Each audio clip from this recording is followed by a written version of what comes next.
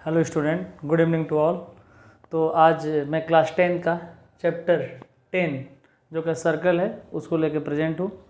तो ये आपके एनसीईआरटी का आपका ईजीएस्ट चैप्टर में काउंट होता है, तो इसीलिए इसमें छोटा सा एक्सरसाइज भी दिया गया और इसके कॉन्सेप्ट भी बहुत सिंपल हैं।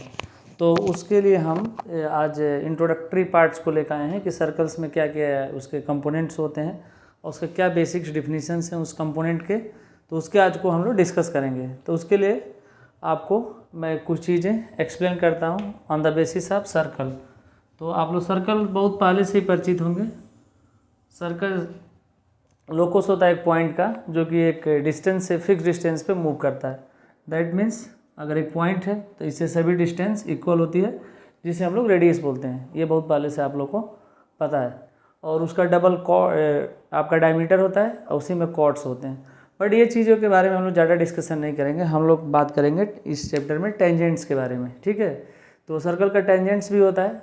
तो टेंजेंट्स के बारे में बताने से पहले मैं कुछ और सर्कल्स में जो बहुत इंपॉर्टेंट लाइन्स हैं उसके बारे में भी डिस्कस करूँगा। जैसे आप लोग एक नाम सुने होंगे सेकेंट और कॉर्ड्स और टेंजेंट। ये तीनों लाइन है with respect to a circle.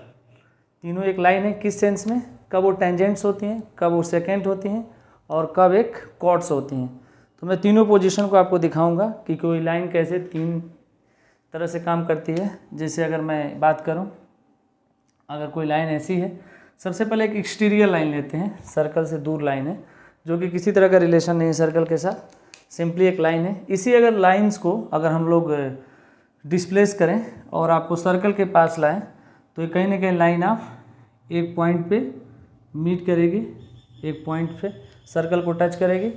तो इसको बोलेंगे पॉइंट ऑफ कॉन्टेक्ट ओ को।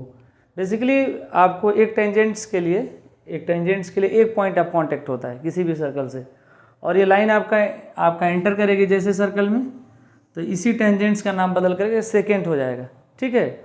और इसी लाइन को अगर हम लोग लिमिट में कर दें, लिमिट मीन्स अगर दोनों एंड पॉइंट को हम लोग लिमिट कर दें विद इन द सर्कल, तो उसका नाम हम लोग कॉर्ड्स बोलते हैं, ठीक है। तो ये तीनों डिफिनीशंस आपको बहुत ईजिली आपको समझ में आएगा। आपको टेंजेंट्स को एक तरह से और समझाया जाता है। सपोज ये सेकंड लाइन है जो दोनों तरफ क्रॉस करती है सरकमफेरेंस को, सर्कल के सरकमफेरेंस को, बाउंड्री को क्रॉस करती है। और इस डिस्टेंस को अगर आप ऐसा करते करते जीरो कर दें, कॉर्ड्स की लेंथ को जीरो कर दें, तो ये लाइन यहाँ पे आ जाएगी। अगर जीरो कर देंगे तो एक तरह से फिर से टेंजेंट बन जाएगी। तो टेंजेंट्स में सबसे अच्छी चीज़ें क्या होती हैं कि वो एक पॉइंट्स पे सर्कल को कांटेक्ट करती है, तो जिसे पॉइंट ऑफ कांटेक्ट कहते हैं। और सेकंड क्या होती है, दो पॉइंट पर सर्कल को इंटरसेक्ट करती है। और कॉर्ड क्या करती है, दो पॉइंट पर कांटेक्ट करती है but with in the circle इसका एक तरह से लाइन सेगमेंट होता है कॉर्ड्स, ठीक है। तो सबसे ज़्यादा हम लोग फोकस करेंगे टेंजेंट्स पे कि टेंजेंट्स के और क्या क्या बिहेवियर है, ठीक है। तो एक्सटीरियर पॉइंट से टेंजेंट्स के बारे में हम लोग पढ़ते हैं। एक्सटीरियर पॉइंट्स के टेंजेंट का मीनिंग क्या होता है, कितने टेंजेंट्स किसी सर्कल पर एक्सटीरियर पॉइंट से ड्रॉ किए जाते हैं। तो मैं अगर एक सर्कल को बनाऊं और एक एक्सटीरियर पॉइंट आप कहीं भी ले सकते हैं, किसी भी डायरेक्शन में एक्सटीरियर पॉइंट को दिखा सकते हैं। तो उसके लिए पूछा था how many tangents can be drawn from the exterior point. तो आप लोग देखिए ड्रॉ करके कितने पॉइंट्स ड्रॉ किए जा सकते हैं। 2 पॉइंट्स ड्रॉ, 2 टेंजेंट्स हम लोग ड्रॉ कर सकते हैं, ठीक है। और इसमें एक थ्योरम भी है कि दोनों जो टेंजेंट्स का जो लेंथ होता है वो इक्वल लेंथ का होता है। लेंथ का मतलब अगर हो गया, अगर एक्सटीरियर पॉइंट को मैं ओ ले लूँ और इसके पॉइंट ऑफ कॉन्टेक्ट जो कि टेंजेंट के साथ है वो आपको ए एंड बी ले लूँ, तो हम लोग को एक प्रूफ भी करना होता है ओ ए इक्वल टू ओ बी, ठीक है। बहुत ईजिली हम लोग प्रूफ कर लेंगे, ठीक है। इसको समझाने के लिए आपको कुछ जो कन्ग्रुएंसी ट्रायंगल्स का प्रॉपर्टी बढ़े हैं जो क्लास 9 का है, कन्ग्रुएंसी, सिमिलरिटी नहीं, कन्ग्रुएंसी, जहाँ पे दो ट्रायंगल कैसे कन्ग्रुएंस होते हैं उसके कौन कौन से कंडीशन होते हैं।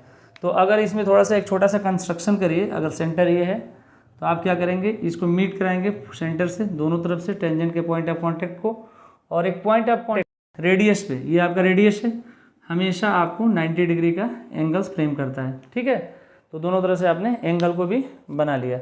और उसके बाद एक्सटीरियर पॉइंट को सेंटर से, अगर सपोज अगर मैं इसको बेसिकली इसको P ले लीजिए और इसको O ले लीजिए, क्योंकि एक स्टैंडर्ड आपका नोटेशन होता है सर्कल के सेंटर को ज़्यादातर हम लोग O लेके चलते हैं। तो इस पॉइंट को हम लोग मीट करा देते हैं OTP, ठीक है। तो अब दोनों ट्रायंगल्स में हमको क्या प्रूव करना है, AP इक्वल टू, इसी अकॉर्डिंग हम लोग को बदल जाएगा, चाहे PA लिख लीजिए, PA इक्वल टू PB, दोनों लेंथ ऑफ टेंजेंट को इक्वल प्रूव करना है। तो मैंने बोला कि कंग्रुएंसी का कॉन्सेप्ट लगाएंगे कि उसमें दोनों एलिमेंट्स दोनों ट्रायंगल्स में हम लोग देखेंगे। तो मैं यहाँ पे ट्रायंगल्स कौन कौन सा लेंगे, OAP एंड ट्रायंगल BOP, ठीक है।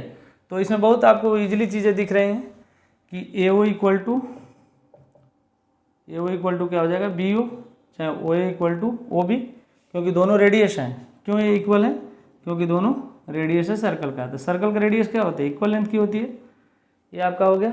दूसरी चीज़ें क्या है, परपेंडिकुलर है कौन कौन सा angle, PAO equal to angle PBO, ठीक है। ये दोनों कैसा है, 90 डिग्री।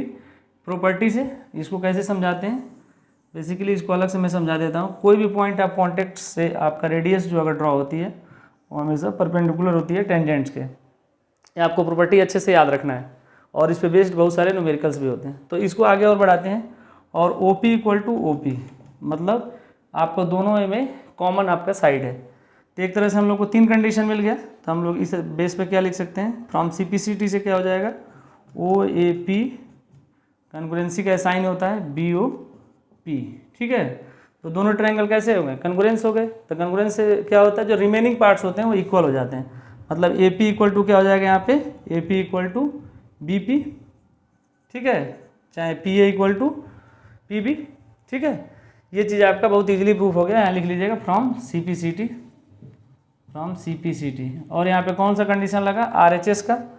यहाँ पे किस कंडीशन से कंग्रुएंसी प्रूफ हुआ, RHS, आपका एक राइट एंगल ट्रायंगल्स में, ठीक है। अब आपको क्या ध्यान रखना है कि अगर जैसे ही आपका ये प्रूफ हुआ, तो आप ये भी जानते होंगे रिमेनिंग जितने भी प्रोपोर्शन होते हैं, ये एंगल भी इक्वल हो जाएगा और ये भी एंगल इक्वल हो जाएगा, ठीक है। तो दोनों ट्रायंगल एग्जैक्टली सेम हो गए। तो इस पे आपके न्यूमेरिकल बेस्ड भी क्वेश्चन आते हैं, तो उसको भी मैं लेता हूँ आपके NCERT के एक्सरसाइज। बट आपका थियरम्स है, थियरम्स 2 है, तो आपको ये अच्छे से याद रखना है। थियरम 2 में क्या प्रूव करना होता है, कि prove that the length of tangents of a circle in equal lengths from exterior points. Exterior point से दो भी लेंथ ऑफ टेंजेंट्स दो आपके ड्रॉ होते हैं, दोनों का आपका लेंथ इक्वल होता है। तो बहुत इजीली आपको प्रूव कर लेंगे कंग्रुएंसी का कॉन्सेप्ट लगा करके। अब मैं चाहता हूं कि इस पे बेस्ड कुछ न्यूमेरिकल किया जाए, कि जो आपको बेसिक न्यूमेरिकल्स आते हैं कि आपके एंगल से रिलेटेड कैसे न्यूमेरिकल्स होते हैं, तो उसको मैं आपको करना चाहता हूँ। तो उसके लिए अगर मैं इसी सेम ट्रायंगल्स, इसी सर्कल्स के डायग्राम को लेकर बनाऊँ, और आपको एंगल बेस्ड भी न्यूमेरिकल आते हैं और आपको लेंथ बेस्ड भी न्यूमेरिकल होते हैं। तो सबसे पहले मैं एंगल बेस्ड न्यूमेरिकल आपको कराता हूँ। एक्चुअली इसमें वर्डिंग बेस्ड भी प्रॉब्लम है, जिसको आपको वर्डिंग बेस्ड प्रॉब्लम को कन्वर्ट करना पड़ेगा फिगर बेस्ड प्रॉब्लम में।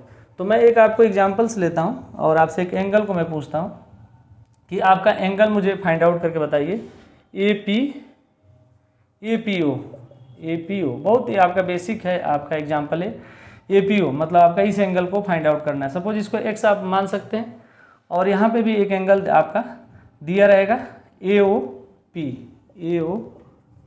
सपोज यहाँ पे दिया है 30 डिग्री, ठीक है। तो बहुत ही बेसिकली आप बहुत इजीली से फाइंड आउट कर सकते हैं, क्योंकि आप ट्रायंगल्स में काम करेंगे। यहाँ पे ऑलरेडी 90 डिग्री का एंगल होता है, ये 30 है, तो 90 + 30 plus angle x equal to 180।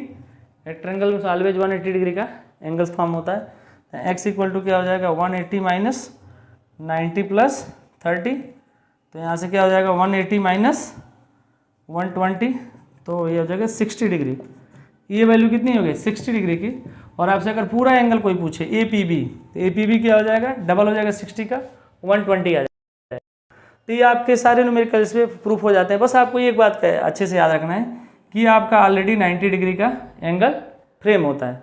तो ये आपको हमेशा याद रखना है कि 90 डिग्री का एंगल हमेशा फ्रेम होता है। बाकी इस पर जो लेंथ बेस्ड क्वेश्चन होते हैं, उसमें क्या हम लोग को थोड़ा सा काम करना होता है। आप इसमें पाइथागोरस हमेशा अप्लीकेबल होता है। पाइथागोरस में आप लोग खुद जानते होंगे कि अगर दो लाइन परपेंडिकुलर हैं, तो तीसरा जो होता है हाइपोटेनियस का काम करता है। तो इसमें हाइपोटेनियस का काम क्या करेगा, OP हाइपोटेनियस यहाँ पे है, बाकी जो परपेंडिकुलर और बेस है। तो इसमें रेडियस दिया रहेगा और आपसे ये डिस्टेंस दिया रहेगा सेंटर टू एक्सटीरियर पॉइंट, और आपसे लेंथ ऑफ टेंजेंट पूछ लेगा। तो क्या करेंगे, इसके जो हाइपोटेनियस है इसका स्क्वायर में से इसको स्क्वायर को माइनस करके लेंथ ऑफ टेंजेंट्स को आप लोग इजीली फाइंड आउट कर सकते हैं। जैसे एक न्यूमेरिकल्स आपको लेकर के इसको अच्छे से एक्सप्लेन करता हूँ कि ये किस तरह से लेंथ बेस्ड क्वेश्चन आते हैं।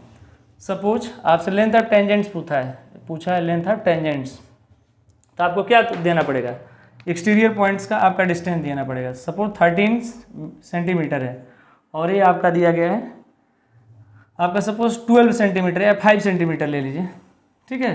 तो क्या करेंगे, इसमें ओपी क्या है, ओपी आपका हाइपोटेनियस है, क्योंकि ये आपका परपेंडिकुलर है तो बेस और ये परपेंडिकुलर होगा। तो हम लोग यहाँ पे पाइथागोरस थ्योरम कैसे लगाएंगे, O A square equal to O A square plus A P square equal to O P square, ठीक है। तो ओ ए स्क्वायर क्या है 5 का square plus A P square, इसको ऐसे रहने देंगे, equal to O P square 13 का स्क्वायर।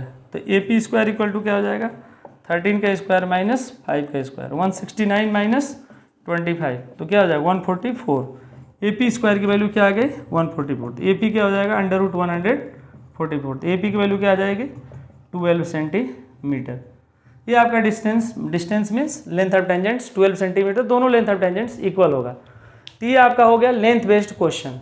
तो आप लोग जैसे ही फिगर ड्रॉ करोगे तो बहुत सारी चीज़ें आपको ऑटोमेटिकली देखने लगेगी कौन क्या आपको फाइंड आउट करना है। तो आप लोग एक ट्रायंगल्स हमेशा राइट एंगल ट्रायंगल्स होता है, दोनों कन्ग्रुएंस ट्रायंगल होता है। कन्ग्रुएंस का मतलब सभी एलिमेंट्स करस्पॉन्डिंग एलिमेंट्स इक्वल होते हैं।